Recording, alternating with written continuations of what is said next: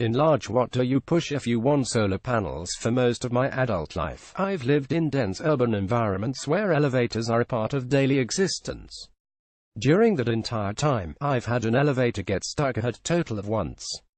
Someone opened a small panel, pulled out what looked like a handset from an old rotary phone, and managed to get people dispatched to get us out.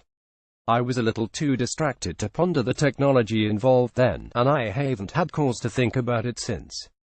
Decades of ignorant bliss were interrupted this week when the emergency intercom on my elevator, now just a speaker embedded in the elevator wall, tried to get my attention. Because it wanted to offer me a great bargain on some solar panels. After a brief, wonder-filled period when the do not call registry seemed to be like magic, telemarketers are back. It's now rare for me to go a day without offers to help with the student loans I paid off decades ago with the credit card balances I studiously avoid having. I usually manage to hang up before the recording can finish its first sentence.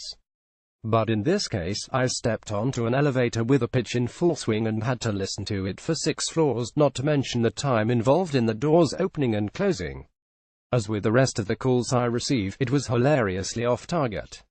The roof of my apartment consists of the elevator mech room, meaning the obvious place to install solar panels is indoors.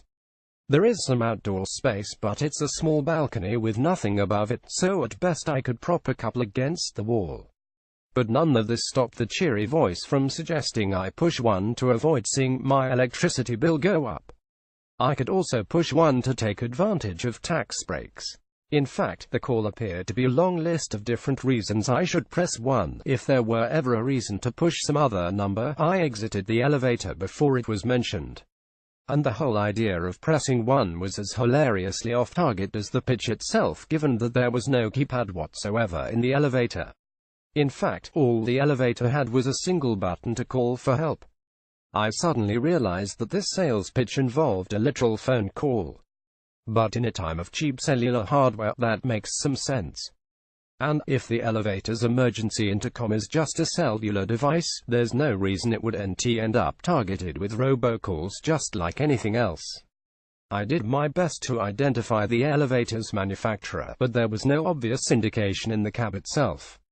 So, while I'd prefer to have some comment from the company, it's not clear how I could get it. Other manufacturers did not respond to requests as of this story's publication.